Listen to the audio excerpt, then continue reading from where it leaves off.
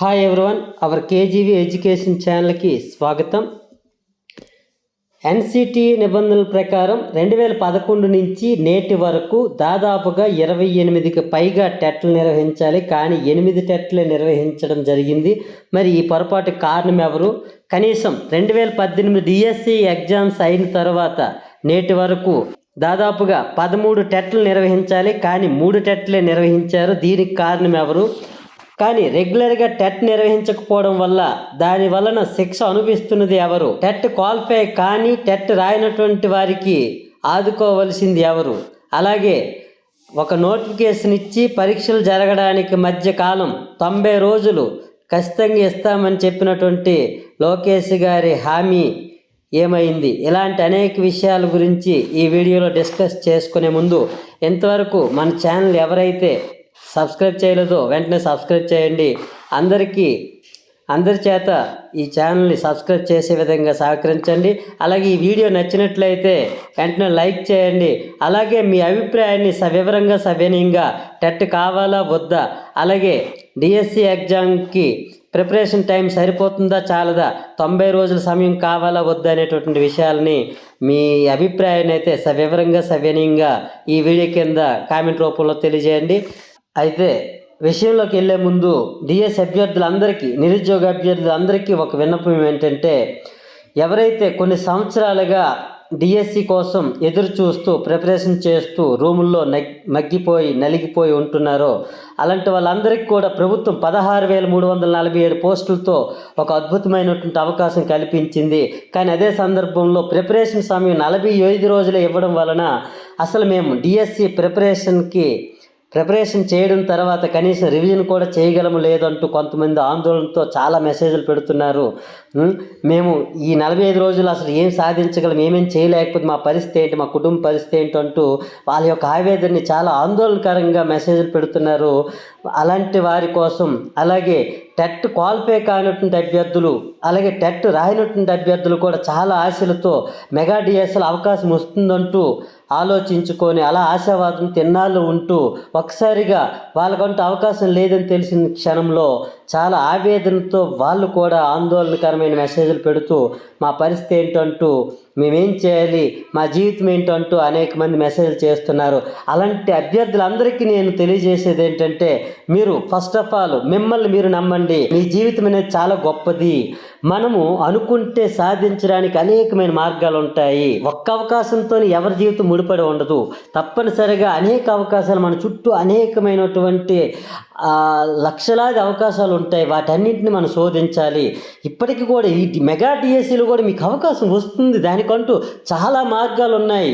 ఎలా అంటే, మన భారతదేశం అనేది ఒక గొప్ప రాజ్యాంగంతో ధర్మబద్ధమైన విలువలతో కూడినటువంటి ఒక చట్టబద్ధంగా ముందుకు వెళ్తున్నటువంటి సమాజం కనుక ఇక్కడ ప్రతి దానికి ఒక అవకాశం ఉంటుంది. వాటిని సాధించుకునే మార్గాలను మనం అన్వేషించాలి తప్ప ఎవరు కూడా వెంటనే నిరుత్సాహపడిపోయి మీరు మీ జీవితం మీదకి నష్టం చేసుకునే విధమైనటువంటి చర్యలు ఏవి చేయొద్దు. మీరు ధైర్యంగా ఉండండి. మీ యొక్క అకుంఠితమైన దీక్షని, సంకల్ప బలాన్ని మిమ్మల్ని మీరు ఉత్తేజపరుచుకోవడానికి ఉపయోగించండి. ఏదైనా పోరాడి సాధించాలి. ధర్మబద్ధంగా మన యొక్క ఆవేదన వ్యక్తపరిస్తే తండ్రి లాంటి ప్రభుత్వం కూడా అందరికీ సమన్యాయం చేస్తుంది. కానీ వాళ్ళకి మన యొక్క ఆవేదన తెలియజేయడం అనేది మాత్రం మర్చిపోవద్దు. అందువలన మీరు గొప్పగా ఆలోచించండి. ఫస్ట్ ఆఫ్ ఆల్ నువ్వు ఎంత బాగుంటే నువ్వు, నీ కుటుంబం, నీ చుట్టూ ఉన్న సమాజం అంతా బాగుంటుంది. కనుక ఎల్లప్పుడూ నీ ఆలోచనలు ఎప్పుడు పాజిటివ్గా ఉండాలి. పాజిటివ్ ఆశావాద దృక్పథంతో ఉండాలి. లాస్ట్ మినిట్ వరకు కూడా, క్రికెట్లో చూడండి, ప్రతి బంతి కీలకం. చివరి బంతి వరకు కూడా పోరాడి గెలవాలి అనుకొని ఇరు జట్లు ముందుకు సాగుతుంటే, ఆ విధంగా ప్రతి ఒక్కరూ కూడా మీ జీవితాన్ని సాధించడం కోసం, మీ లక్ష్యం వైపు అడుగులు వేయడం కోసం మీరు నిరంతరం ఒక ఆశావాద దృక్పథంతో ఉండండి. ధర్మబద్ధమైన మార్గంలో మీ ఆవేదన వ్యక్తం చేయండి. ప్రభుత్వానికి బలంగా మీ యొక్క ఆవేదనని, మీ యొక్క ఆశయాన్ని, మీ హక్కులని కూడా తెలియజేయండి. అప్పుడు తప్పనిసరిగా ప్రభుత్వం మీకు న్యాయం చేస్తుంది. దానికంటే అనేక మార్గాలు ఉన్నాయి. అందరూ కూడా ఆల్రెడీ ఆ మార్గాలు అన్వేషిస్తున్నారు. దానికి తగిన చర్యలు జరుగుతున్నాయి. కనుక ఎవరు నిరాశ చెందవద్దని మరొక్కసారి మీకు తెలియజేసుకుంటూ, అలాగే మన విద్యాశాఖ మంత్రి గారి ఈమెయిల్ ఐడి hello.lokesh@ap.gov.in అనేది ఈమెయిల్ ఐడికి మీ యొక్క అభిప్రాయాన్ని నర్మగర్భంగా, విధేయంగా, వినయంగా మీ ఆవేదన అంతా కూడా మెసేజ్ల రూపంలో ఆయనకి పంపండి. తప్పనిసరిగా సమస్య పరిష్కారానికి ఇది కూడా ఒక మార్గం. ఇక విషయంలోకి వస్తే, రెగ్యులర్గా టెట్ నిర్వహించకపోవడం మా పొరపాటు కాదు, మరో టెట్ పెట్టి ప్రభుత్వమే మాకు న్యాయం చేయండి అంటూ టెట్ క్వాలిఫై కాయినటువంటి అభ్యర్థులు కానీ, అస్సలు ఇంతవరకు టెట్ రాయినటువంటి అభ్యర్థులు అయితే వాళ్ళ యొక్క విధేయతను, వారి యొక్క అభ్యర్థనను విన్నపాల రూపంలో అన్ని వైపుల నుంచి కూడా ప్రభుత్వానికి కోరుకుంటున్నారు. అయితే నిజంగానే టెట్ అభ్యర్థుల పరిస్థితి ఒక వింతగా ఉంది. వాళ్ళకి సంబంధం లేకపోయినా, వాళ్ళ తప్పు కాకపోయినా శిక్ష అనేది వాళ్ళు అనుభవిస్తున్నారు. ఎలా అంటే ఎన్సిటి నిబంధనల ప్రకారం సంవత్సరానికి 2 సార్లు టెట్ నిర్వహించాలి. ఆ విధంగా 2011 నుంచి ఇప్పటి వరకు అయితే దాదాపు 25కు పైగా టెట్లు నిర్వహించాలి.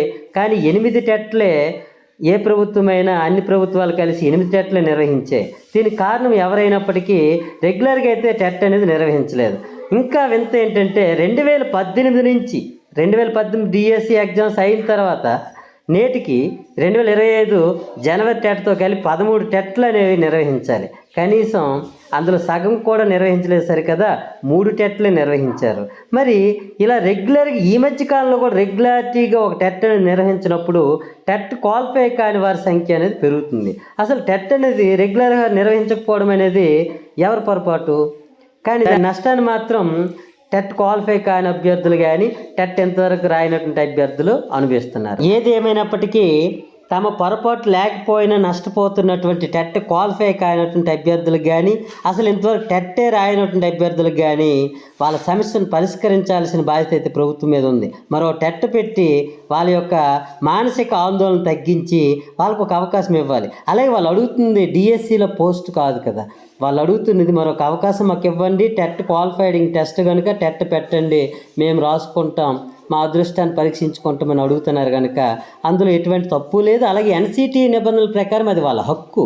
రెగ్యులర్గా టెట్ నిర్వహించి కూడా అడిగితే అప్పుడు వాళ్ళది అత్యాశ అవుతుందేమో కానీ, అసలు రెగ్యులర్గా టెట్ నిర్వహించకపోగా మరియు మెగా డిఎస్సి అసలు గత 10 ఏళ్ళలో లేనటువంటి ఒక గొప్ప డిఎస్సి 16,347 పోస్టులతో ప్రభుత్వ నిరుద్యోగుల గుండెల్లో ఒక ఆశలు నింపి వాళ్ళకు ఒక అదృష్టాన్ని ఇచ్చినటువంటి ఇలాంటి సదావకాశంలో వాళ్ళకు ఒక అవకాశం లేకపోవడం అనేది టెట్ క్వాలిఫై కాని అభ్యర్థుల యొక్క బాధలో, వాళ్ళ ఆవేదనలో తప్పనిసరిగా న్యాయం ఉంది. కనుక వాళ్ళ హక్కుల ప్రకారం కానీ, ఎన్సిటి నిబంధనల ప్రకారం కానీ ప్రభుత్వం వాళ్ళకి న్యాయం చేయడం అనేది ప్రభుత్వం మీద బాధ్యత అయితే ఉంటుంది. అదే సందర్భంలో ప్రభుత్వం కూడా అందరికీ తండ్రి వంటిది కనుక తప్పనిసరిగా న్యాయం చేస్తుంది. ఇక్కడ టెట్ అభ్యర్థులందరూ కూడా మీలో ఉన్నటువంటి వివేకాన్ని, ఆలోచనని బయటికి తీయండి. మీరు మన లోకేష్ గారికి, మన విద్యాశాఖ మంత్రి లోకేష్ గారిని నేరుగా కలవడం ద్వారా, అలాగే ఈమెయిల్స్ ద్వారా hello.lokesh@ap.gov.in అనే ఒక ఈమెయిల్ ఐడికి మీరు మీ యొక్క ఆవేదనని వ్యక్తపరచండి. కొంతమంది అయితే మా వీడియోల కింద, నేను చేస్తున్న వీడియోల కింద, అనేక మంది వీడియోల కింద కూడా కామెంట్లు అనేవి వాళ్ళ ఆవేదన అంతా చాలా పెద్ద మెసేజ్లు పెడుతుంటే అవన్నీ చూస్తుంటే చాలా బాధగా ఉంది. కనుక ఈ విషయాలను, అవే మెసేజ్లన్నింటిని కూడా లోకేష్ గారికి తన ఈమెయిల్ ఐడికి మీరు పంపండి.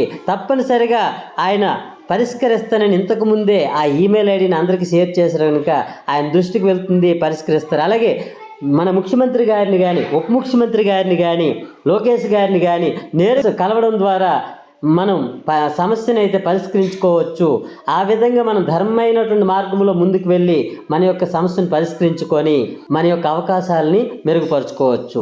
ఇక నెక్స్ట్ విషయంలోకి వెళ్తే, మనకి లోకేష్ గారు కూటమి ప్రభుత్వం వచ్చాక ఇచ్చినటువంటి ఒక గొప్ప హామీ అనేది ఒకటి ఉంది. గత ప్రభుత్వం వలె మేము ఏ షెడ్యూల్, ఏ నోటిఫికేషన్ కూడా గందరగోళ పరిస్థితుల్లో మేము విడుదల చేయము, ఎవరిని కూడా ఇబ్బంది పెట్టే విధంగా మా నోటిఫికేషన్ షెడ్యూల్ ఉండదు.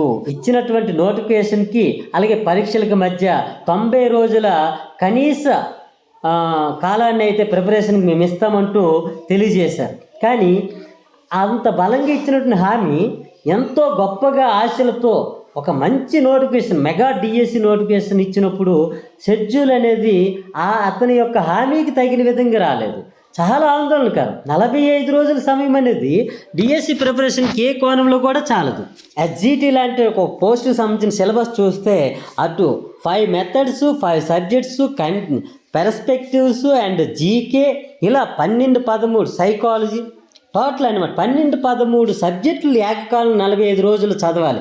ఓకే, ఇంతవరకు ప్రిపేర్ అయ్యి ఉన్నారు, కానీ రివిజన్ చేయడానికి కూడా 45 రోజులు సమయం చాలదు. కొంతమంది అభ్యర్థుల విషయం ఏంటంటే ఆల్రెడీ ఎప్పటి నుంచో సిలబస్ ఉంది, ఆల్రెడీ చదివి ఉన్నాం కదా, ఈ సమయం సరిపోతుందని. ఎవరి యొక్క అభిప్రాయం వాళ్ళది రైట్, కానీ ఎన్ననుకున్న నోటిఫికేషన్ ఇచ్చిన తర్వాత ప్రతి అభ్యర్థి కూడా మొత్తం చదవాలనుకుంటాడు. ఎందుకంటే ఎంత వచ్చినా కూడా మళ్ళీ చదివితే తప్ప నాకు ఇది వచ్చా రాదనేటువంటి మానసిక సంఘర్షణకు లోనవుతుంటాడు. కనుక అలాంటి అభ్యర్థులు 99.9% మంది ఉంటారు. అలాంటి వాళ్ళకి 45 రోజుల సమయం చాలదు. అలాగే డిఎస్సి ప్రక్రియకు సంబంధించి ఒక అప్లికేషన్స్ అప్లోడ్ చేయడం లేదా అందులో లేని అప్లికేషన్స్ అన్ని తెచ్చుకోవడానికి దాదాపు 10 రోజులు పడుతుంది టైం. అలాంటప్పుడు ఈ 45 రోజుల్లో 10 రోజులు దినికే పోతే, అలాగే ఈ సమయం చాలదంటూ ధర్నాలని వాళ్ళ యొక్క విన్నపాలు తెలియజేయడంకంటూ మరికొన్నాళ్ళు పోతే అసలు అందులో మిగిలిందంతా చదవడానికి వచ్చిందంతా అంత ఆందోళన పరిస్థితుల్లో అభ్యర్థి ఎగ్జామ్స్ రాసినప్పుడు నిజంగా వాళ్ళు చదివిందంతా వాళ్ళు ఎగ్జామ్లు రాసే పరిస్థితి ఉంటుందా? కనుక తప్పనిసరిగా ఇది ముందే గ్రహించి మన విద్యాశాఖ మంత్రి గారు చాలా గొప్పగా మనకు ఒక హామీ ఇచ్చారు. తప్పనిసరిగా మేము అలాంటి ఆందోళనకరమైనటువంటి పరిస్థితుల్లో ఎప్పుడు కూడా నోటిఫికేషన్ ఇవ్వం, తప్పనిసరిగా నోటిఫికేషన్కి ఎగ్జామ్స్కి మధ్య 90 రోజుల సమయం ఇస్తామని బలంగా ఇచ్చారు. ఎందుకంటే ఆయనకు అన్ని విషయాలు తెలుసు, ఉన్నతమైనటువంటి చదువులు చదివి ఉన్నత స్థాయిలో ఉన్నటువంటి శాఖ మంత్రిగా ఆయన ఉన్నారు కనుక ఆయన నిజంగానే గ్రహించి ముందు ఇచ్చారు.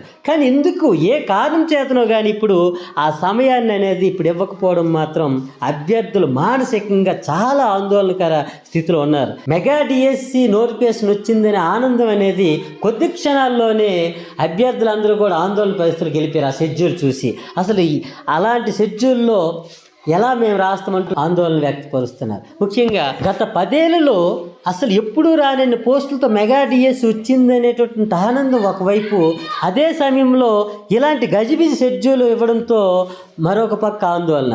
అసలు నిన్నటి వరకు డిఎస్సి అభ్యర్థుల్లో ఒక వర్గం టెట్ కావాలని, మరొక వర్గం టెట్ వద్దు మెగా డిఎస్సి కావాలంటూ 2 వర్గాలుగా ఉంటే అందులో కొంతమంది అయినా ఆనందిస్తారనుకుంటే మెగా డిఎస్సి వచ్చింది కనుక మెగా డిఎస్సి క్వాలిఫై అయినటువంటి అభ్యర్థులందరూ ఆనందిస్తారనుకుంటే వాళ్ళు సైతం ఈ షెడ్యూల్ చూసి ఈరోజు ఆందోళనతో ఉన్నారు. అంటే టోటల్లీ డిఎస్సి అభ్యర్థులందరూ కూడా నిరాశవాదంగా ఏంటిదంతా అంటూ ఆందోళన చెందుతున్నారు. కనుక ఇలాంటి పరిస్థితులన్నింటినీ కూడా లోకేష్ గారికి తన ఈమెయిల్ ఐడికి మనం తెలియజేయడమే కాకుండా నేరుగా ఆయన్ని కలిసి మన వినతుల్ని మన అభ్యర్థులు తెలియజేస్తే తప్పనిసరిగా కూటమి ప్రభుత్వం అనేది అభ్యర్థులకి మంచి చేయడానికే చూస్తుంది కనుక, తండ్రి లాంటి ప్రభుత్వం మనకి సమన్యాయం చేస్తుంది కనుక మీరందరూ కూడా మీ యొక్క ప్రిపరేషన్ కొనసాగిస్తూనే మీ అభ్యర్థులను ధర్మమైన పోరాటంగా మార్చి ప్రభుత్వానికి తెలియజేయండి. తప్పనిసరిగా మన సమస్యలన్నీ పరిష్కరించాల్సిన బాధ్యత ప్రభుత్వం మీద ఉంది కనుక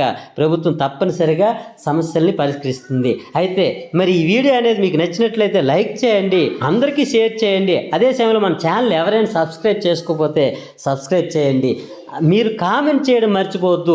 కామెంట్స్ ఎందుకు చేయాలి? యూట్యూబ్లో కామెంట్ చేస్తే నిజంగానే ప్రభుత్వానికి ఇది చేరుతుందని కొంతమంది కామెంట్స్ పెడుతున్నారు. అసలు ఎవరి అభిప్రాయం ఏంటో తెలియజేస్తుందే ఈరోజు సోషల్ మీడియా. ఒకరికి టెట్ కావాలంటూ మరొకరికి డిఎస్సీలు 90 రోజుల సమయం కావాలంటూ అందరూ తెలియజేస్తుంటారంటే అలా ఇంతమందికి ఇది అవసరమా అంటూ అందరికీ తెలిసి అందరి మధ్య ఒక ఏకత్వం ఏర్పడి అందరూ కూడా తమ అభిప్రాయాన్ని ప్రభుత్వానికి చేర్చాలనేటువంటి అవకాశాన్ని కల్పిస్తుందే సోషల్ మీడియా, అందులో యూట్యూబ్. అందుకు వీడియో కింద మీరు కామెంట్ చేయడం మర్చిపోవద్దు. మీ అభిప్రాయాన్ని సవివరంగా సవ్యనీయంగా, ఎవరిని కించపరచొద్దు, ప్రభుత్వాన్ని విమర్శించొద్దు. అలాగే మీ అభిప్రాయాన్ని మీరు వ్యక్తపరచండి, కానీ ఇంకొకరి హక్కుల్ని కాలు రాసే విధంగా ఇంకొకరిని కించపరుస్తూ ఎవరు కూడా మెసేజ్లు పెట్టొద్దు. టెట్ కావాలనుకునే వాళ్ళు టెట్ కావాలంటూ పెట్టండి, డిఎస్సికి సమయం కావాలనుకునే వాళ్ళు సమయం కావాలంటూ పెట్టండి, కానీ ఎవరిని ఎవరు విమర్శించుకోవద్దు. ఎందుకంటే అందరూ అన్నదమ్ములు లాంటి వాళ్ళం, మనందరికీ తండ్రి లాంటిది ప్రభుత్వం కనుక ప్రభుత్వాన్ని కానీ ఎవరిని కూడా కించపరిచే విధంగా ఎవరు వ్యాఖ్యలు చేయొద్దు. అదే సమయంలో మన హక్కుల వద్ద ఎవరు రాజీ పడవద్దు. మన హక్కుల్ని మనం సాధించుకోవాలి, ధర్మమైన మార్గంలో చట్టబద్ధంగా ముందుకు కొనసాగాలి. ఈ విధంగా అందరూ కూడా మీ యొక్క కామెంట్లని మీ యొక్క అభిప్రాయాన్ని సవినయంగా ఈ వీడియో కింద తెలియజేస్తారని మరొక్కసారి తెలియజేసుకుంటూ ఈ వీడియోని లైక్ చేయండి, అందరికి షేర్ చేయండి, అదేవిధంగా మన ఛానల్ సబ్స్క్రైబ్ చేయండి. అందరికీ మంచి జరగాలని మన కేజీవి ఎడ్యుకేషన్ ఛానల్ ద్వారా కోరుకుంటూ అందరికీ థ్యాంక్ యూ.